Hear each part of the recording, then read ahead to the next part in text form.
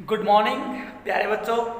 तो आज हम स्टार्ट कर रहे हैं हमारा लेक्चर नंबर 3 यूनिट 4 का, जिसके अंदर हम बच्चे इन टॉपिक्स को डिस्कस करेंगे यहाँ पे। तो सबसे पहला जो हमारा टॉपिक रहेगा यहाँ पे वो रहेगा तुम्हारे पास equivalence of mass and energy. सबसे पहले हम इस टॉपिक के ऊपर आते हैं बच्चे तुम्हारे पास।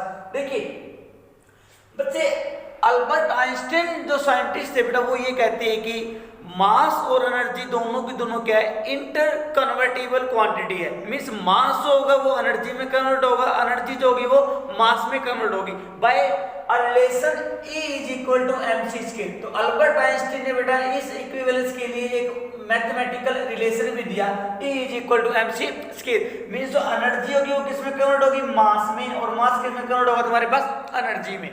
तो बेटा इसके लिए अल्बर्ट कुछ क्या है तुम्हारे पास एग्जांपल, अभी किन एग्जांपल मतलब किन प्रोसेस के अंदर मास एनर्जी में कन्वर्ट होता है और एनर्जी मास में कन्वर्ट होती है। सबसे पहला एग्जांपल हम उठा के चले, तुम्हारे पास आता है बच्चे क्या, annihilation of matter. Annihilation of matter, तो बेटा एनिहिलेशन का मीनिंग होता है तुम्हारे पास क्या, डिस्ट्रॉय होना। क्या होना भाई, डिस्ट्रॉय होना, किसी भी चीज का खत्म हो जाना। जब तुम्हारे पास क्या होगा बेटा, एक इलेक्ट्रॉन और एक पोजिट्रॉन। पोजिट्रॉन भी क्या है तुम्हारे पास, एक इलेक्ट्रॉन की तरह ही एक पार्टिकल है, लेकिन पोजिट्रॉन क्या होता है, इलेक्ट्रॉन का एक एंटी पार्टिकल है तुम्हारे पास। मतलब जहां से कहा जाता है कि जब भी मान लो आपका इलेक्ट्रॉन अपनी सीट पे से उठ के मतलब कहीं दूसरी जगह पे चला जाता है, मतलब यहाँ चला गया तुम्हारे पास, तो बेटा पीछे अपने क्या छोड़ के आएगा, पॉजिटिव सीट छोड़ के आएगा। उसको क्या नाम दिया गया था, पोजिट्रॉन का नाम दिया जाता है तुम्हारे पास। तो जब क्या होंगे तुम्हारे पास, पोजिट्रॉन और इलेक्ट्रॉन आपस में बच्चे क्या होंगे तुम्हारे पास, कंबाइन होंगे। आपस में क्या होंगे, कंबाइन होंगे। तब बेटा दोनों के दोनों क्या रिलीज करेंगे, बहुत अमाउंट के अंदर क्या करेंगे, एनर्जी को रिलीज करेंगे। ठीक है, when electron and positron interact with each other then large amount of energy are released in the form of gamma rays. तो गामा रेज की फॉर्म में बेटा बहुत एनर्जी क्या होगी तुम्हारे पास, रिलीज होगी। तो बेटा जैसे यह हुआ तो तुम्हारे पास क्या निकलेगी, गामा निकलेगी। और गामा क्या है तुम्हारे पास, तुम्हें पता है रेज है, जो कि एक एनर्जी की ही तुम्हारे पास क्या है, फॉर्म है। ठीक है, मींस बेटा ये दोनों के दोनों क्या थे तुम्हारे पास, मैटर के पार्टिकल थे। पोजिट्रॉन है ये तुम्हारे पास, और ये क्या तुम्हारे पास, इलेक्ट्रॉन है, पोजिट्रॉन। अब आपको पता है भी दोनों के दोनों पार्टिकल है तो कोई ना कोई मास होगा, नहीं होगा। तो बेटा दो मासेस आपस में कंबाइन हुए और बाद में मिला के आपको एनर्जी मिली। क्या मिली, एनर्जी मिली। तो मास किस में कन्वर्ट हुआ, एनर्जी में कन्वर्ट हुआ। तो ये क्या है तुम्हारे पास, एक एग्जांपल है। आई बात समझ में, ठीक है। तो ये था बेटा एनिहिलेशन ऑफ मैटर। दूसरी में बात करूं तुम्हारे पास क्या आता है बेटा, pair production. Pair production, pair production के अंदर बेटा क्या होता है तुम्हारे पास, देखो पेयर का मीनिंग क्या होता है तुम्हारे पास, जोड़ा, जिसके अंदर टू कोई भी तुम्हारे पास क्वांटिटी होगी मान लो, या कोई भी टू टर्म्स होगी। प्रोडक्शन का मीन्स बेटा तुम्हारे पास क्या होगा, प्रोड्यूस करना किसी भी चीज को। तो बेटा एक ऐसी फिनोमिना होगी, मतलब ऐसी प्रोसेस होगी जिसके अंदर क्या हो रहा होगा, एक पेयर प्रोड्यूस हो रहा होगा। किसका पेयर, इलेक्ट्रॉन का और पोजिट्रॉन का। बच्चे क्या होता है, जब किसी भी एटम का न्यूक्लियस, किसी भी एटम का न्यूक्लियस क्या करता है, गामा के साथ क्या करता है बेटा, स्ट्राइक करता है। ठीक है, मतलब गामा की रे आई तुम्हारे पास, ठीक है, गामा रेज आई और उसने किस पे इंसिडेंट किया, न्यूक्लियस के ऊपर, एटम के न्यूक्लियस पे। तो वहां पे बच्चे तुम्हारे पास क्या बनेगा, एक तो इलेक्ट्रॉन बनेगा और क्या निकल के आएगा, साथ में पोजिट्रॉन निकल के आएगा। तो बेटा दो तुम्हारे पास नए पार्टिकल बने, मतलब एक जोड़ा बना, किसका, इलेक्ट्रॉन का और पोजिट्रॉन का। और इसी प्रक्रिया का क्या नाम है तुम्हारे पास, पेयर प्रोडक्शन। और हुआ क्या है इसके अंदर बेटा, मैंने क्या दी थी, एनर्जी दी थी। क्या दी थी, एनर्जी दी थी। और ये एनर्जी किसमें कन्वर्ट होगी, मास में कन्वर्ट होगी, क्योंकि कोई ना कोई पार्टिकल है। अब इन पार्टिकल कोई ना कोई क्या होगा तुम्हारे पास, मास भी होगा। तो मेरी एनर्जी किसमें कन्वर्ट हुई, यहाँ पे मास में कन्वर्ट हुई। तो ये था बच्चे क्या, पेयर प्रोडक्शन। तो पेयर बना नहीं बना, ठीक है। ऐसी प्रोसेस होगी जिसके अंदर गामा रेज क्या करेगी, न्यूक्लियस के साथ इंटरेक्ट करेगी। ठीक है, इंटरेक्ट करेगी। तो इंटरेक्शन के बाद क्या होगा बेटा, किसकी फॉर्मेशन होगी, पोजिट्रॉन और इलेक्ट्रॉन की फॉर्मेशन होगी। That process is known as pair production. ठीक है, ये थी बच्चे क्या, मेरी पेयर प्रोडक्शन। इसके बाद हम आते हैं तुम्हारे पास क्या, सेकेंड टॉपिक भी इसका नाम रहेगा variation of mass with velocity.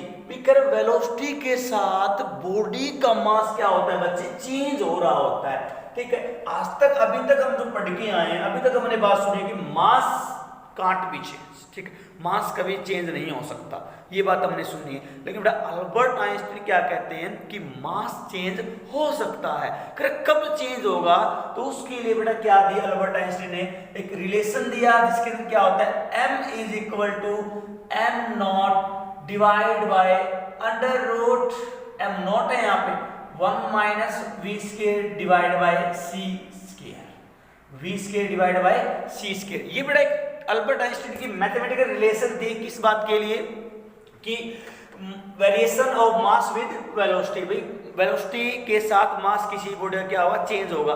तो देखो यहाँ पे m क्या होगा बेटा, बॉडी का मास होगा, बॉडी का क्या होगा तुम्हारे पास, मास होगा, ठीक है, मास ऑफ बॉडी।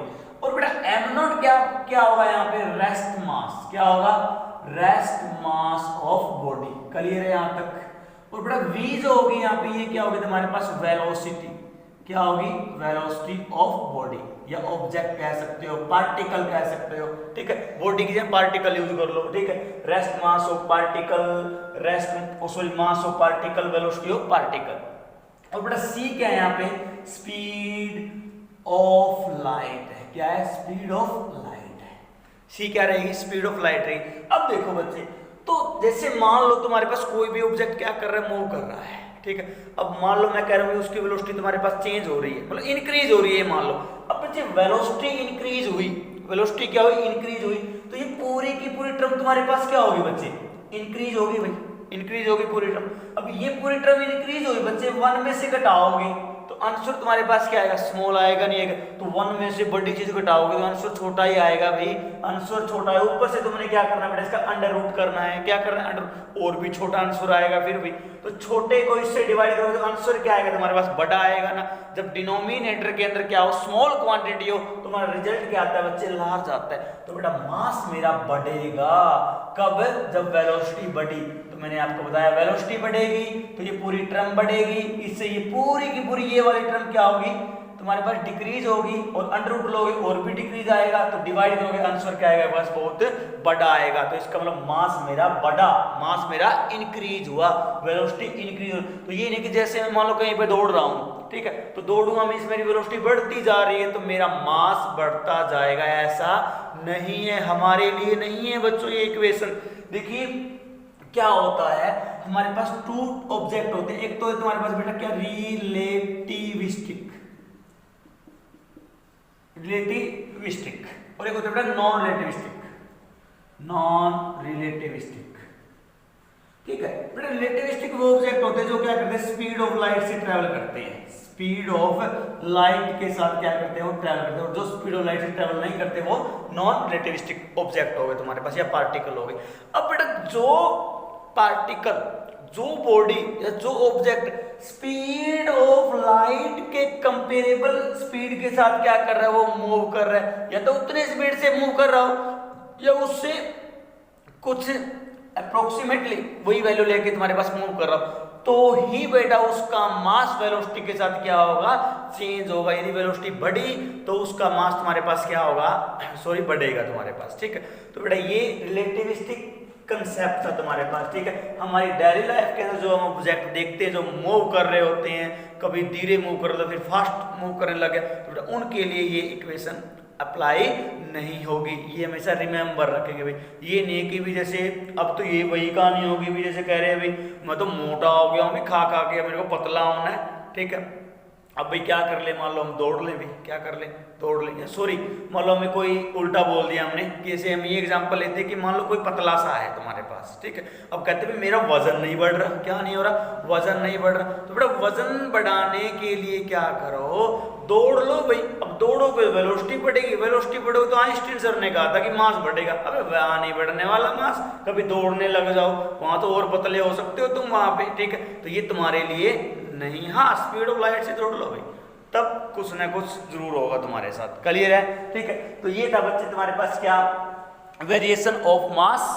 तो बच्चे तो यहाँ से कंफर्म हुआ कि मास होगा बॉडी का इंक्रीज करेगा विद इंक्रीज इन वेलोसिटी। ठीक है, चलिए बेटा, तो इसके बाद आता है हमारे पास, हाँ एक और बता दूं मैं आपके अंदर, मान लो हमारे पास फॉर्मूला ये था m is equal to m not divide by under root 1 minus v square divide by c square. यदि बेटा मान लो कोई बॉडी क्या कर रही है, स्पीड ऑफ लाइट के साथ ये ट्रैवल कर रही है तुम्हारे पास, मतलब उसकी जो वेलोसिटी है ना खुद की बॉडी की, वो भी स्पीड ऑफ लाइट के इक्वल ही है, तब बॉडी का जो मास होगा वो इनफाइनाइट आएगा। अभी क्या आएगा, इनफाइनाइट आएगा।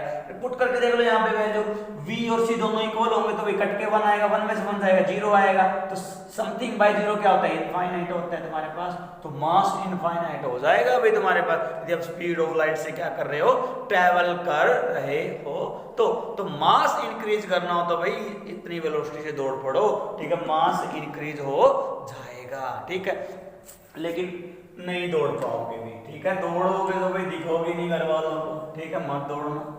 इसके बाद आता है बेटा तुम्हारे पास क्या, derivation of Einstein mass energy equivalence. तो आइंस्टाइन मास एनर्जी इक्विवेलेंस क्या थी, E is equal to mc square, यही थी ना।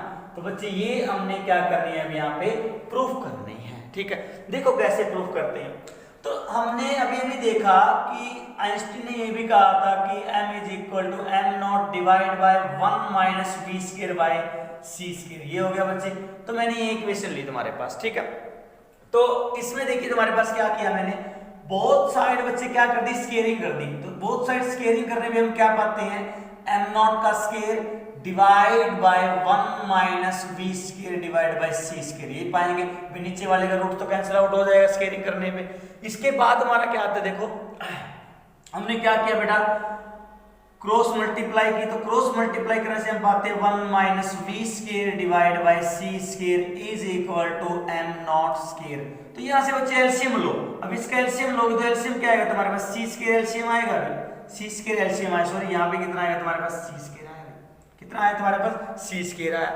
तो बेटे अब क्या किया, देखो m square bracket c square minus v square, अब सी स्क्वायर को वहां लेके गए, m not square into c square, ये हो गया अभी तुम्हारे पास, क्लियर है यहां तक। इसके बाद देखो अंदर मल्टीप्लाई करो, m square c square minus m square v square is equal to m not square c square, ये इक्वेशन आई बच्चे मेरे पास, इक्वेशन नंबर मैंने 1 बोल दिया। अब इक्वेशन जो आपको 1 दिख रही है, इसको मैं बोथ साइड क्या कर रहा हूं बेटा, डिफरेंशिएट कर रहा हूं, डेरिवेट कर रहा हूं, डेरिवेटिव कर रहा हूं बोथ साइड। ठीक है, क्या वेलोसिटी चेंज हो रही है तो मास भी चेंज होगा। तो वेरिएबल बेटा दो हुए यहाँ पे, कौन कौन हुआ, एक मास हुआ और एक वेलोसिटी हुई तुम्हारे पास। ठीक है, तो कांस्टेंट कौन होगा, रेस्ट मास का पता नहीं, जब बॉडी रेस्ट पे होती है तो उस समय उसके पास जो मास होता है ना उसको हम रेस्ट मास का नाम देते हैं। ठीक है, और c के स्पीड ऑफ लाइट, तो both are the constant, both are the constant, क्योंकि रेस्ट पोजीशन में जो मास होगा वो दौड़ने पे थोड़ी होगा, वो तो चेंज करेगा वेलोसिटी के साथ, तो रेस्ट मास क्या रहेगा, कांस्टेंट रहेगा। ठीक है, c भी कांस्टेंट है, ये हमें पता है। तो बेटा बोथ साइड में डिफरेंशिएशन किया, अब की बार में डिफरेंशिएशन कैसे करना है देखना। तो यहाँ पे भाई इस टर्म का तो होना नहीं है सी स्क्वायर का, ओनली m स्क्वायर का डेरिवेटिव होगा, तो क्या पावर आ गई है, पावर में से एक कम करो भाई, m की पावर 1 बचेगी ओनली, और फिर m का करेंगे, मान लो मैंने कर दिया m का dm कर दिया, क्या लिख दिया, dm लिख दिया, और c स्क्वायर एच टी था ना तुम्हारे पास, इसका डेरिवेटिव होगा नहीं भाई, माइनस। यहाँ तक बात समझ में आ रही है। मैं बेटा ये मान लो तुम्हारे पास क्या कर रहा हूँ, dm बाय dv कर रहा हूँ, ये बोल दो भाई चाहे। ठीक है, लास्ट में आंसर यही आएगा। अब मैं क्या करता हूँ, सेपरेट सेपरेट लिख रहा हूँ भाई, जब v का करो dv लगा दो, ठीक है, जब m का करो तो dm लगा दो। ठीक है, मैं ऐसे कर रहा हूँ यहाँ पे। ठीक है, जैसे मान लो मैं आपको ये बोल दूं कि बेटा x का क्या करना आपको, y is equal to x दे दिया मैंने। ठीक है भाई, इसका डेरिवेटिव कीजिए, क्या कीजिए, डेरिवेटिव कीजिए। तो बच्चों विद रिस्पेक्ट टू x करना है, तो बच्चे ने क्या किया, dy by dx is equal to क्या हुआ, यहाँ पे 1 आएगा ना, x का डेरिवेटिव तो 1 आएगा विद रिस्पेक्ट टू x, तो 1 आया भाई। तो बेटा कितना आया, देखो dy बाय dx नहीं आया, कितना आया, dy बाय dx, ऐसे लिख सकता हूं ना। तो अब ये मान लो मैं इसमें सीधा लिख सकता हूं क्या, भाई y का dy is equal to x का dx, तो यही कंसेप्ट मैं यहाँ यूज कर रहा हूँ बेटा। ऐसे था लेकिन मैंने मल्टीप्लाई मैं कर रहा हूँ यहाँ पे नीचे वाले की वहां। ठीक है, एडजस्ट कर रहा हूँ मैं पहले, तो डेरिवेटिव इस वे में कर रहा हूँ यहाँ, क्लियर है यहाँ तक। अब देखो माइनस की मैं बात करूं बेटा, ये क्या है, एम स्केयर और वी स्केयर, ठीक है, दोनों के दोनों वेरिएबल और दोनों के दोनों कहां पड़े, इनटू में पड़े।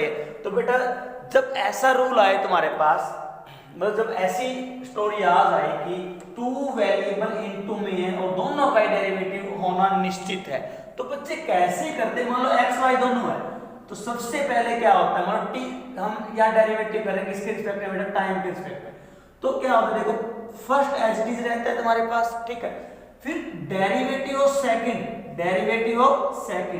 dt के रिस्पेक्ट में कर रहे थे, ठीक है, टी के रिस्पेक्ट में dt लगा दी, प्लस में क्या रहता है फिर तुम्हारे पास बेटा, सेकंड वाला एज इट इज रहेगा और फर्स्ट का क्या रहेगा, डेरिवेटिव, मतलब first as it is second का derivative plus second as it is first का डेरिवेटिव, ये रहेगा बेटा प्रोडक्ट रूल, इसको बोलते हैं प्रोडक्ट रूल ऑफ डेरिवेटिव, ठीक है, जब टू वेरिएबल इनटू में आ जाए तुम्हारे पास। अब यहाँ देखो, या ऐसी कहानी है तुम्हारे पास, देखो तो एम स्क्वायर का करो बच्चे, पहले मैं पहले का डेरिवेटिव करो, चलो कैसे भी कर लो, पहले का एज इट इज रखो, दूसरे का कर दो, या दूसरे का करके पहले का एज इट इज, तुम्हारी मर्जी रहेगी, पहले को एज इट इज रखो सबसे पहले, या दूसरे को रखो एज, क्योंकि तुम्हें पता है तो एक ही बात है ना, पहले ये टर्म लिख लो, पहले ये टर्म लिख लो, ठीक है।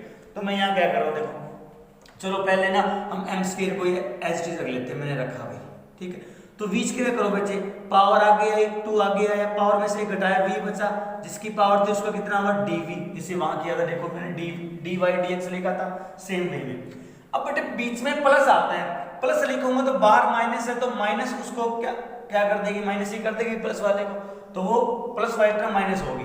तो अब क्या किया, अब तो इसका करना पड़ेगा ना, 2mdm इनटू में क्या हुआ बच्चे, v का स्क्वायर, क्योंकि सेकंड एंसिटी रखना था वो मैंने यहाँ रख दिया, ठीक है, और इज इक्वल टू में, अब बेटा ये दोनों, ये क्या पूरी की पूरी टर्म कांस्टेंट है, नहीं है, कांस्टेंट टर्म, और कांस्टेंट टर्म का डेरिवेटिव क्या होता है, जीरो होता है, क्योंकि डेरिवेटिव क्या बताता है, चेंज को बताता है, तो इसमें तो कोई चेंज आने वाला नहीं है, जीरो चेंज आएगा, अबे लिख दिया मैंने जीरो यहाँ पे। इसके बाद बच्चे क्या किया, देखो दोनों तरफ देखने से क्या लग रहा है कि 2m कॉमन आ रहा है, यस रियली में आ रहा है, तो यहाँ क्या बना बेटा, c square dm, okay, c square dm, और यहाँ बनता है बेटे माइनस में तुम्हारे पास 1m कॉमन आया, तो ओनली m बचा, 2 common, okay, v only, mv dv minus में, ठीक है, फिर यहाँ बच्चे तुम्हारे पास क्या आता है, 2m बाहर है, तो v स्क्वायर dm बचा ओनली, इज इक्वल टू में क्या होगा बेटा, जीरो होगा, ठीक है, इसको वहां लेके गए तो ये भी जीरो हुआ, तो ओनली हमारे पास टर्म क्या बचती है, ये वाली बचती है, ठीक है। अब यहाँ पे क्या आता है, देखो c square dm is equal to, इन दोनों टर्म्स को बेटा वहां ले जाओ, पॉजिटिव हो जाएगी, क्या हुआ, mv dv plus v square dm, ये इक्वेशन नंबर हमने बोल दी क्या, 2 इक्वेशन बोल दी, ठीक है, इक्वेशन नंबर 2 है हमारे पास। इसके बाद देखिए, इसके बाद हम ले रहे हैं बच्चे तुम्हारे पास क्या, अब मान लीजिए मेरी बॉडी के ऊपर क्या लगा, F फोर्स लगा, कितना फोर्स लगा, मान लो F फोर्स लगा उस बॉडी के ऊपर जो मूव कर रही है, जिसकी हम यहाँ पे मास लेके चल रहे हैं ना, उस ऑब्जेक्ट की बात कर रहा हूँ कि उस पर जब F फोर्स अप्लाई होगा तब क्या होगा बेटा, उसकी काइनेटिक एनर्जी में क्या आएगा, कुछ ना कुछ चेंज आएगा, काइनेटिक एनर्जी में क्या आएगा, चेंज आएगा। अब काइनेटिक एनर्जी में मैंने कह दिया कितना चेंज आया, मान लो डी चेंज आया। अब तुम्हें पता है स्टार्टिंग में जैसे चल रही थी, मान लो चल रही थी बेचारी, अब तुमने बाहर से फोर्स लगा, तेज दौड़ पड़े, क्या पता स्लो हो जाए, तुमने फोर्स पता नहीं कहाँ लगाया हो, तो स्लो भी हो सकती है, तेज भी दौड़ सकती है, तो क्या वेलोसिटी कम ज्यादा हुई, तो वेलोसिटी कम ज्यादा हुई तो बेटे काइनेटिक एनर्जी भी कम ज्यादा होगी, फिर तो मतलब काइनेटिक एनर्जी में चेंज आना निश्चित है फोर्स लगने पे, ठीक है, इफेक्टिव फोर्स लगाना है हमने वहां पे। तो मैंने कह दिया भी कितना काइनेटिक एनर्जी में चेंज आया, डी चेंज आया। अब काइनेटिक एनर्जी हमने निकाल ली थी, एक्सप्रेशन में कैसे निकाली थी, वर्क वाला फॉर्मूला लगाया था, work is equal to force into displacement, और कहा था वर्क ही काइनेटिक एनर्जी ही कहलाएगा तुम्हारे पास। तो इसी वे में यहाँ पे लिख रहा हूँ बेटा, क्या होगा तुम्हारे पास, मान लो जैसे मैंने यहाँ फोर्स लगाया ना, मेरी बॉडी कितने डिस्टेंस से डिस्प्लेस होगी, dx से डिस्प्लेस होगी, तो काइनेटिक एनर्जी में चेंज कैसे लिखूंगा मैं, मान लो ये वर्क ही मान लो क्या होता है, force into displacement, force into displacement, मेरी body in the direction of applied force move करके गई है, मींस वहां पे थीटा 0 बनेगा, क्लियर है, तो वो मैंने यहाँ पे मेंशन नहीं किया, क्लियर। अब इसके बाद देखो बेटा, डी इज इक्वल टू क्या रहेगा तुम्हारे पास, एफ की वैल्यू रखो, डीपी बाई dt रखा, इनटू में क्या रख दिया, dx रख दिया, according to Newton second law. तो d is equal to d/dt। बेटा p क्या होता है? मोमेंटम, जिसका फॉर्मूला क्या होता है? मास इनटू वेलोसिटी होता है। मैंने रख दिया यहाँ पे। इनटू में क्या होगा तुम्हारे पास? dx होगा। इनटू में क्या होगा? dx होगा इज इक्वल टू, अब वही बात होगी कि d/dt with respect to time derivative है। करना किसका? भी दोनों टर्म्स का करना ब्रैकेट में। तो बेटा प्रोडक्ट रूल लगेगा भी, क्योंकि दोनों के दोनों वेरिएबल है, मास भी और वेलोसिटी भी।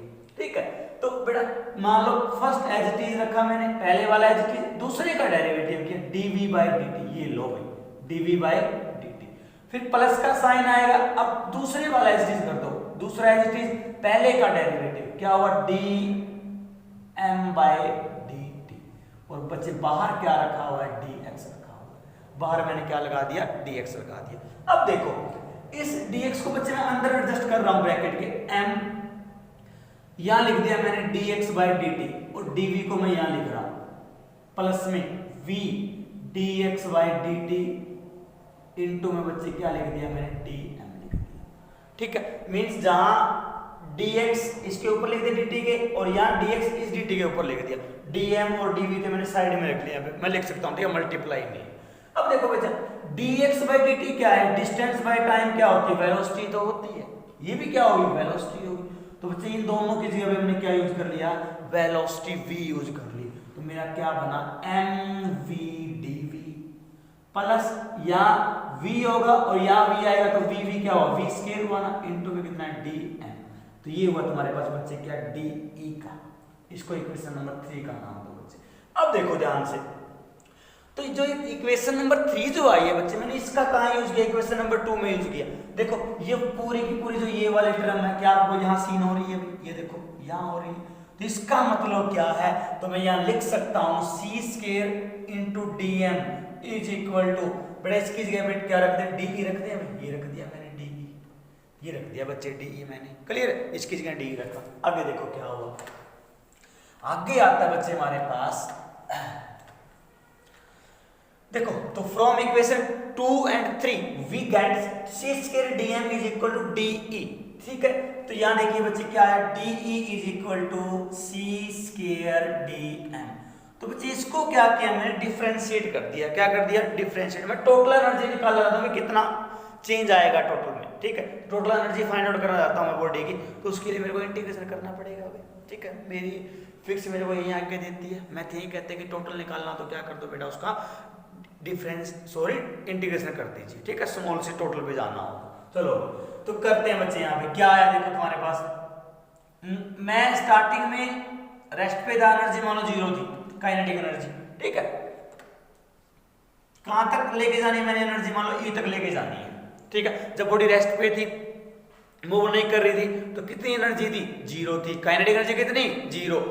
0 से गया मैं कहां पे जा रहा हूं भाई?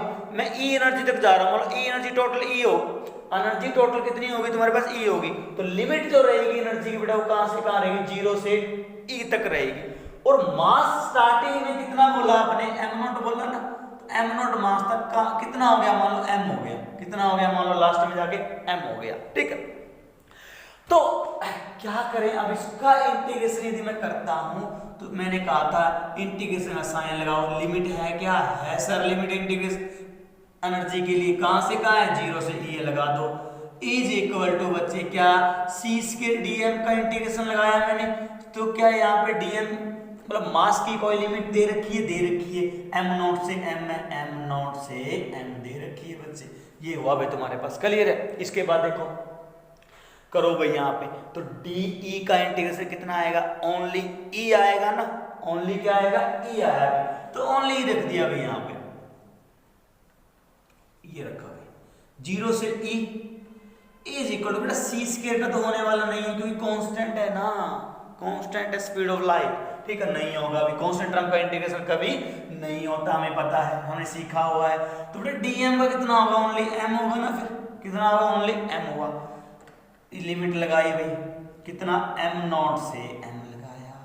तो बेटा यहाँ अपर लिमिट पुट करो, E आएगा। लोअर लिमिट पुट करो, कितना आएगा? 0 आएगा ना। पहले upper limit minus lower limit put हुई, तो E माइनस 0 आया is equal to c square. पहले m पुट करो, m पुट किया m ही आया। माइनस में लोअर लिमिट पुट करो, माइनस m0 आया। तो E is equal to m c square minus m naught c square, यही आया है, ये रिलेशन आया लास्ट में। तो ये क्या है बच्चे, रेस्ट एनर्जी, क्या ये रेस्ट एनर्जी। तो रेस्ट एनर्जी को यदि मैं जीरो कह दूं, कितना कह दूं, क्योंकि रेस्ट मास मल्टीप्लाई में स्पीड ऑफ लाइट बच्चे क्या होगी, रेस्ट पोजीशन पे जो एनर्जी होगी वही होगी। क्लियर है। तो बेटा यहां देखो, तो मैंने कहा भी रेस्ट एनर्जी मान लो जीरो है, तब मेरा रिलेशन कितना मिलता है, E is equal to m c square मिलता है। तो यही क्या थी, आइंस्टीन मास एनर्जी इक्विवेलेंस था, और हमने यहाँ पे इसका डेरिवेशन कर दिया है। ठीक है, तो ये थी बच्चे क्लियर।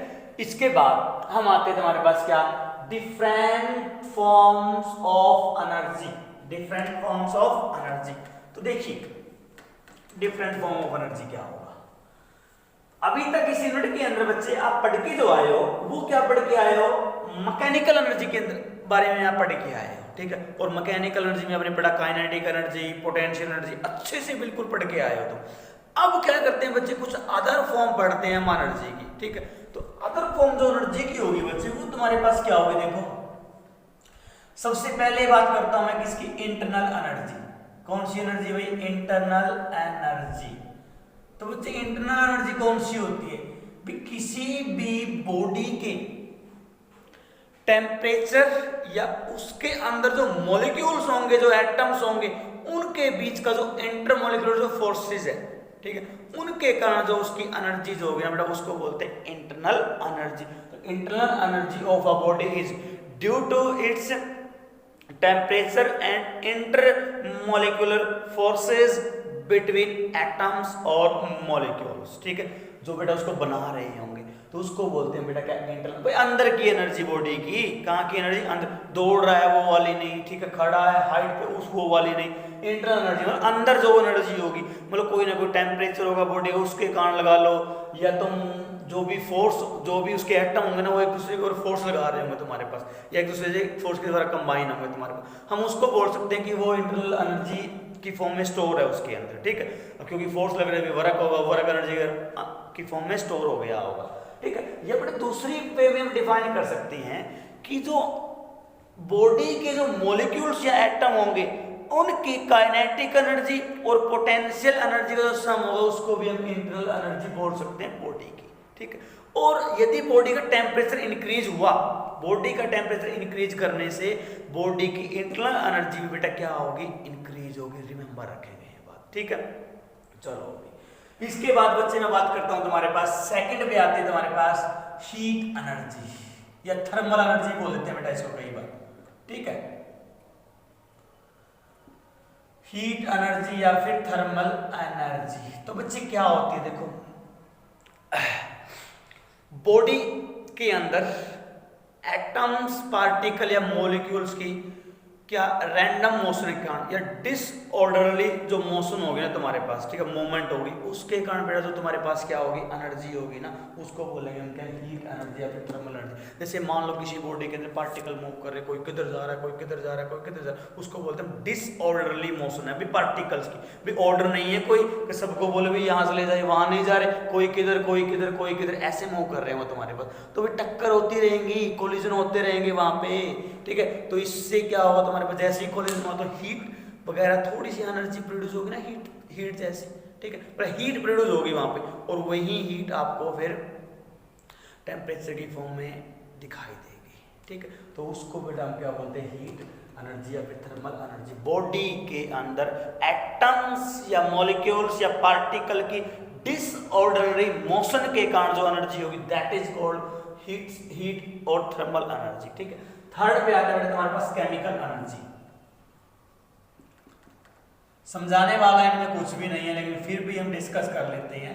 केमिकल एनर्जी बेटा किसी भी कंपाउंड के अंदर केमिकल बॉन्डिंग के कारण जो एनर्जी होगी, that is called chemical energy. अच्छे से केमिस्ट्री में पढ़ा भी होगा तुमने, ठीक है, या पढ़ लोगे कभी आने वाले टाइम में। ठीक है, ठीक है, मैं इस पर ज्यादा चर्चा नहीं करूंगा अभी। ठीक है, इसके बाद बेटा मैं बात करता हूं इलेक्ट्रिकल एनर्जी। कौन सी एनर्जी भाई, इलेक्ट्रिक, ये हमारा पार्ट है भाई, ये फिजिक्स का पार्ट है अच्छे से। इलेक्ट्रिकल एनर्जी बच्चे क्या होती है, कि मान लो यहाँ इलेक्ट्रिक फील्ड 10th क्लास में तुमने सुना हुआ है इलेक्ट्रिक फील्ड नाम, ठीक है, इलेक्ट्रिक फील्ड, वैसे नहीं सुना कोई बात नहीं, कोई भी चार्ज होता है ना चार्ज, ठीक है, उसके चार्ज के चारों तरफ का क्या होता है बेटा स्पेस होता है, जिसके अंदर वो अपना इफेक्ट शो करता है किसी भी दूसरे चार्ज को, ठीक है, मतलब कोई भी दूसरा चार्ज उसके फील्ड में एंटर करेगा तो उसके ऊपर वहां पे फोर्स लगेगी, जो अदर फिनोमेना होगी वो वहां पे अक्कर होगी तुम्हारे पास, ठीक है, तो उस फील्ड को हम क्या बोलते हैं बेटा तुम्हारे पास इलेक्ट्रिक फील्ड का, इलेक्ट्रिक मींस चार्ज, चार्ज का फील्ड हो गया तुम्हारे पास, ठीक है, एक चार्ज के अराउंड का फील्ड इलेक्ट्रिक फील्ड हो जिसके अंदर उसका जो फोर्स होगा या कुछ भी इफेक्ट हो फील किया जाएगा किसी भी दूसरे चार्ज के द्वारा। तो बेटा जब किसी भी एक इलेक्ट्रिक फील्ड के अंदर किसी भी एक दूसरे चार्ज को एक पॉइंट से उठा के दूसरे पॉइंट तक लेके जाने में जो वर्क डन करना पड़ेगा ना, उस वर्क डन को बच्चे क्या बोलते हैं, इलेक्ट्रिकल एनर्जी का नाम हम दे देते हैं। तुम्हारे पास क्या नाम देते हैं, इलेक्ट्रिकल एनर्जी का, ठीक है। तो जब किसी भी चार्ज को एक पॉइंट से दूसरे पॉइंट तक उठा के लेके जाने में जो वर्क डन करना पड़ेगा इलेक्ट्रिक फील्ड के अंदर, that work done is known as electrical energy, क्योंकि वर्क उसके अंदर स्टोर हो जाएगा किसकी फॉर्म में भाई, इलेक्ट्रिकल एनर्जी की फॉर्म में, एनर्जी की फॉर्म में, उस एनर्जी का नाम क्या देंगे हम, इलेक्ट्रिकल एनर्जी नाम देंगे बच्चे, ठीक है।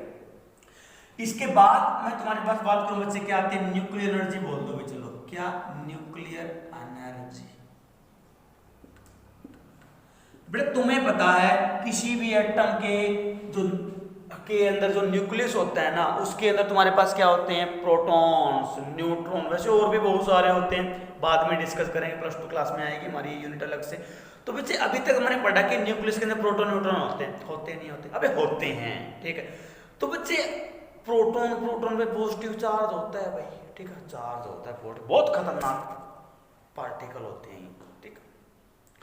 तो बेटा तुम्हें पता है पॉजिटिव तो एक दूसरे को क्या करेगा, ऐसे रिपेल करेंगे ना, ऐसे पास नहीं आएंगे, ऐसे रिपेल करेंगे भाई। तो फिर भी देखो बिल्कुल छोटी सी जगह है न्यूक्लियस, उसके ढेरों प्रोटॉन और न्यूट्रॉन आपस में कंबाइन होकर मिलजुल के रहते हैं। तो बेटा उनको आपस में बांधने के लिए, ठीक है, किनको, प्रोटॉन और न्यूट्रॉन को इनसाइड द न्यूक्लियस बांध के रखने के लिए एक एनर्जी की जरूरत होती है, that energy is called nuclear energy, और न्यूक्लियर बाइंडिंग एनर्जी भी हम इसको बोल देते हैं, ठीक है। और जब भी हम न्यूक्लियस को तोड़ते हैं, ब्रेक करते हैं, ठीक है, वो जब भी रेडियो उसका डिके होते हैं तो वो एनर्जी हमारी एमिट भी होती है तुम्हारे पास, ठीक है। चलो भाई ये था बच्चे तुम्हारे पास क्या, डिफरेंट फॉर्म ऑफ एनर्जी। इसके बाद में आते हैं ट्रांसफॉर्मेशन ऑफ एनर्जी के ऊपर, ठीक है, अच्छे से पढ़ लेंगे भाई इन सभी को, डिफरेंट फॉर्म ऑफ एनर्जी को, कोई डाउट आया तो मेरे से पूछ लेंगे। इसके बाद आता है बच्चे तुम्हारे पास क्या, ट्रांसफॉर्मेशन ऑफ एनर्जी। अब ट्रांसफॉर्मेशन ऑफ एनर्जी बेटे क्या होती है, it is a process of, ठीक है, कन्वर्जन ऑफ, या sorry, it is a process of transformation of energy one form to another form, ठीक है। बेटा क्या होना, किसी भी एक फॉर्म की एनर्जी का दूसरे फॉर्म की एनर्जी में कन्वर्ट हो जाना, ट्रांसफॉर्म हो जाना, is called transformation of energy, means change होना ना, इसका मतलब क्या होता है, चेंज होना, ठीक है। जैसे मान लो साउंड एनर्जी है, हीट एनर्जी में बदल रही है, काइनेटिक पोटेंशियल में बदल रही है, अरे बदलती है, फ्रीली फॉलिंग बॉडी नीचे आ रही है, नीचे तो पोटेंशियल एनर्जी बेटा हाइट के कारण होती है, घटती जाएगी ना, तो नीचे से जब बॉडी ऊपर की तरफ, नहीं ऊपर से नीचे जब आएगी, जब बॉडी ऊपर से नीचे की तरफ जब आ रही है तो बेटा हाइट कम होती जा रही है, तो उसकी पोटेंशियल एनर्जी कम होती जा रही है, वो जा कहाँ रही है, अभी काइनेटिक एनर्जी में जा रही है, वो कहाँ जा रही है, काइनेटिक एनर्जी में जा रही है। तो कन्वर्जन हुआ नहीं हुआ, पोटेंशियल किस में कन्वर्ट होती जा रही है, काइनेटिक में, किस में, काइनेटिक में। तुम्हें पता है हाइट नीचे जाते ही, मैं आइडियली बात करूं, जैसे मान लो, चलो यहाँ तुमने बात कर ली कि सर आपने कह दिया पोटेंशियल काइनेटिक में चेंज हो रही है, चलो मान लिया सर बढ़ती जा रही है स्पीड, चल एक बार तो सर वो एक टाइम ऐसा आएगा, मतलब एक बार हमें ऐसा भी लगेगा कि बॉडी अर्थ को टच कर गई, लगेगा क्या होगा ये भाई, टच कर जाएगी और रेस्ट पे आ जाएगी, तो ना तो काइनेटिक एनर्जी ना बाकी कहाँ गई भाई, दोनों कहाँ गई, ठीक है बेटे। जहां आप देखोगे देखो हल्की साउंड आएगी ना, क्या आएगी, साउंड भी आएगी, ठीक है। और साथ में तुम मान लो कोई पत्थर वगैरह डाल रहे हो, तो कोई बड़ी चीज डाल रहे हो, तो देखना जिस भी पोर्शन से वो टच हुई होगी ना वो हल्का सा गर्म हो गया होगा, हॉट हो गया होगा, तो हीट एनर्जी में बदल गई भाई। और कुछ साउंड एनर्जी में बदल गई, और क्या चिंगारियां वगैरह भी निकली हो वहां से, तो तुम कह सकते हो कि उसमें लाइट एनर्जी में बदल सकती है। तो बेटा बहुत सारे ट्रांसफॉर्मेशन होते हैं एनर्जी के, ठीक है। पता नहीं एक एनर्जी कितने फॉर्म में कन्वर्ट हो जाती है तुम्हारे पास, ठीक है। अब मेरी इंटरनल एनर्जी है अभी देखो कहाँ जा रही है तुम्हारे पास, साउंड एनर्जी में जा रही है, नहीं जा रही, ठीक है। अब मैं ऐसे करने लग जाऊं तो मेरी इंटरनल एनर्जी कहाँ जाएगी, हीट एनर्जी में जाएगी, नहीं जाएगी। तो ये था तुम्हारे पास क्या, कन्वर्जन ट्रांसफॉर्मेशन ऑफ एनर्जी। तो बेटा जितने भी एग्जांपल इसे दे रखे हैं तो हमेशा ये बात भी रिमेंबर रखेंगे कि जो एनर्जी होती है ना तुम्हारे पास, टोटल एनर्जी जो मिलेगी, ठीक है।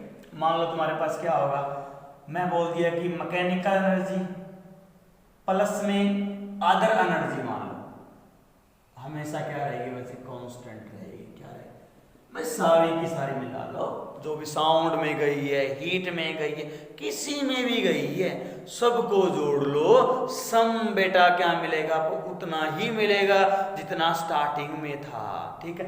अदर में कौन सी भी लगा लो, अभी मैकेनिकल को छोड़ के, heat, sound, light, electrical, nuclear, कुछ भी लगा लो, ठीक, वो होगी तुम्हारे पास। ये एग्जाम्पल खुद पढ़ोगे, ठीक है, जितने भी एग्जाम्पल दे रखे मैंने एक दो बता दिए, एग्जाम्पल सॉल्व करेंगे। इसके बाद बच्चे हमारा टॉपिक आता है पावर का, ठीक है। चलिए पावर पे चलते हैं हम आगे।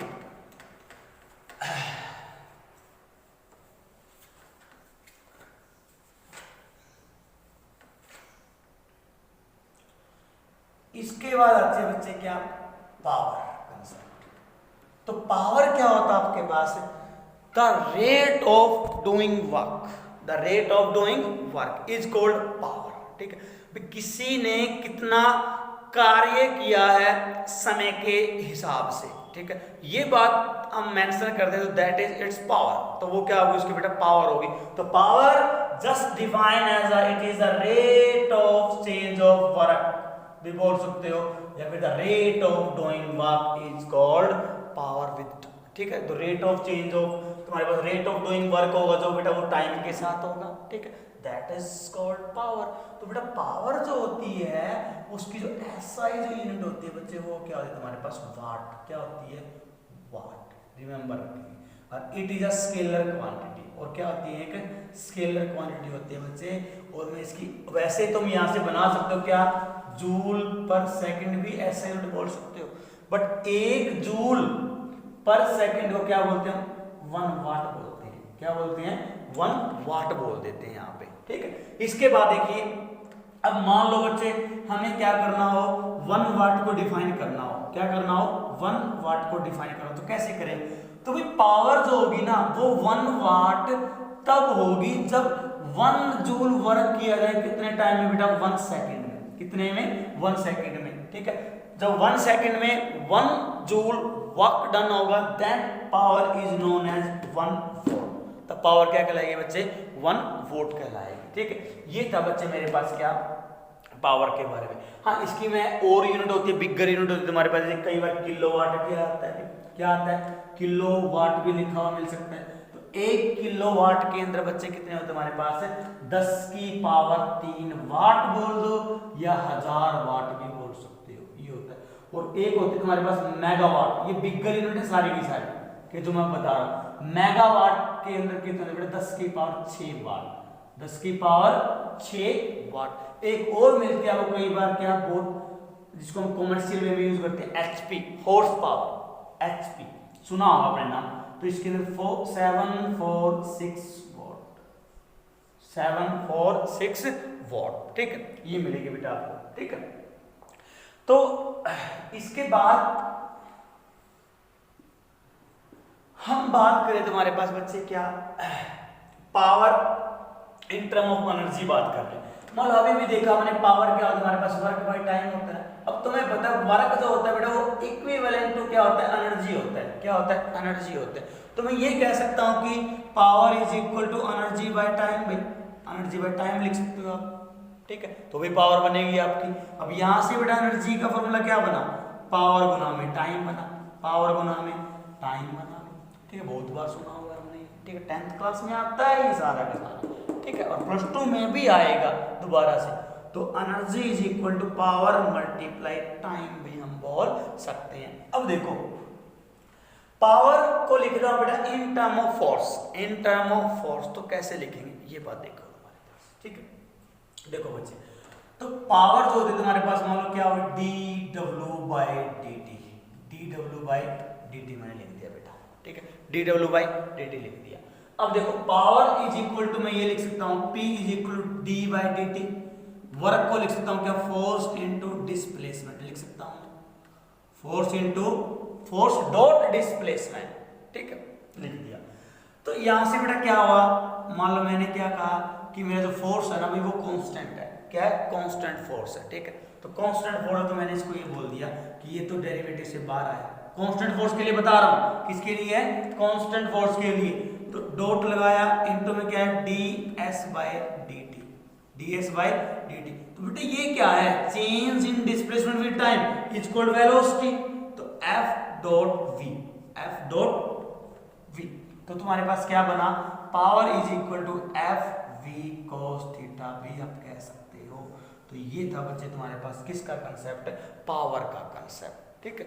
तो पावर की यूनिट भी आई, तो इसका हम यूज यहाँ करने वाले अब नहीं हैं, ठीक है। और बेटा कई बार ना आपको एनर्जी की यूनिट ना इलेक्ट्रोवोल्ट भी लिखी हुई मिल सकती है, क्या लिखी हुई मिल सकती है, इलेक्ट्रोवोल्ट भी, ठीक है। तो ये यूनिट हमें ना तंग करती है, डिस्टर्ब करती है, कहाँ, जब हम +2 क्लास में एंटर करते हैं, तो वहां पे हमेशा याद रखेंगे 1 इलेक्ट्रोवोल्ट जो होता है 1.6 × 10⁻⁻19 जूल के बराबर होता है, ये हमेशा याद रखेंगे मेरे बच्चों।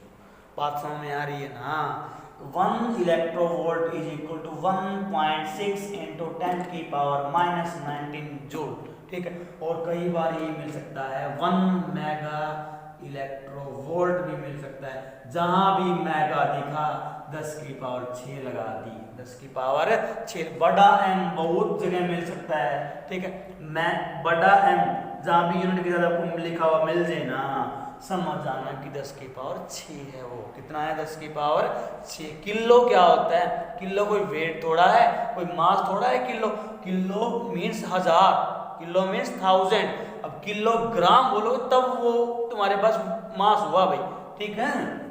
अब तो इसके अंदर 10⁶ होती है, और इलेक्ट्रोवोल्ट लगा दो भाई, इलेक्ट्रोवोल्ट लगा दो, या किलो इलेक्ट्रोवोल्ट मिल गया तो बच्चे लिखेंगे 10⁻³ इलेक्ट्रोवोल्ट, ठीक है। ये बच्चे हमें कई बार मिल सकता है, ठीक है, गैगा इलेक्ट्रोवोल्ट भी मिल सकता है, ठीक है। तो यही रहेगा बच्चे हमारे पास, ठीक है, मोस्टली। तो ये था बच्चे हमारा आज का टॉपिक, तो इसको अच्छे से करेंगे। यदि कोई डाउट आ रहा है किसी भी पॉइंट के अंदर पूछना हो तो आप मेरे को कॉल या मैसेज कर सकते हो बच्चों, ठीक है। आज के लिए इतना ही, मिलेंगे नेक्स्ट वीडियो में, थैंक यू।